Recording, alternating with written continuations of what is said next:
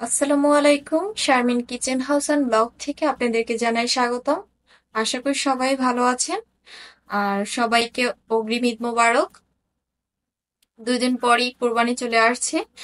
আর এই কোরবানির সময় আমাদের প্রত্যেকের বাড়িতেই ভুঁড়ি পরিষ্কার করতে হয়।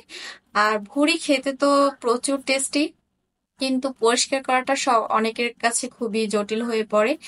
আর আজকে কিভাবে 10 মিনিটে ভুঁড়ি পরিষ্কার করা যায় সেই টিপসটি আপনাদের সাথে আমি শেয়ার করব। খুবই সহজ, শেষ পর্যন্ত দেখার জন্য অনুরোধ রইল।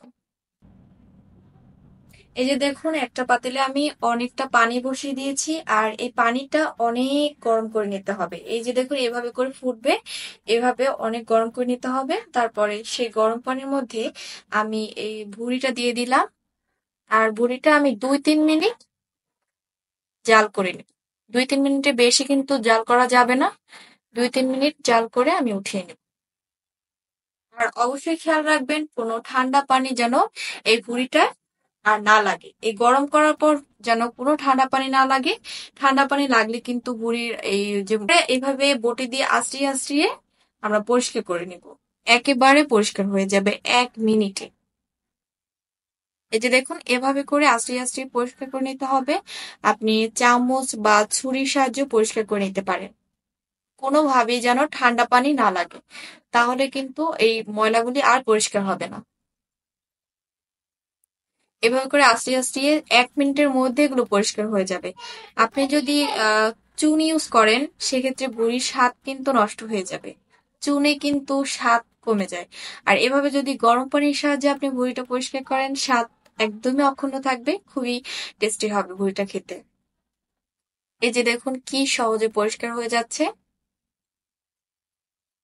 দেখেছেন কতটা সহজ পরিষ্কার করা। আর এখন আর আপনাদের ভুঁড়ি পরিষ্কার করতে কোনো চিন্তাই করতে হবে না। এভাবে করে 1 মিনিটে ভুঁড়ি পরিষ্কার হয়ে যাবে।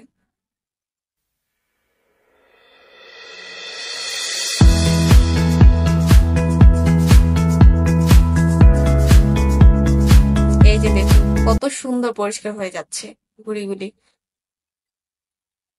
2 কেজি ভুঁড়ি পরিষ্কার করতে আপনার সর্বোচ্চ আধা ঘন্টা সময় লাগবে। ভুঁড়ি পরিষ্কার করার ক্ষেত্রে কোনোই ভয় নেই। আজকে এই ভিডিওটা দেখে আপনি 2 দিন পর যেহেতু কোরবানি, ভুঁড়িটা পরিষ্কার করে নিন। দেখুন কতটা চকচকে হয়েছে, কোনো ময়লাই নেই। এভাবে করে এখন থেকে ভুঁড়ি পরিষ্কার করবেন। আশা করছি ভিডিওটি আপনাদের উপকারে আসবে। ভিডিওটি আপনাদের মনোযোগ সহকারে দেখার জন্য অসংখ্য ধন্যবাদ। আবারও দেখা হবে, সেই পর্যন্ত ভালো থাকুন। আল্লাহ হাফিজ।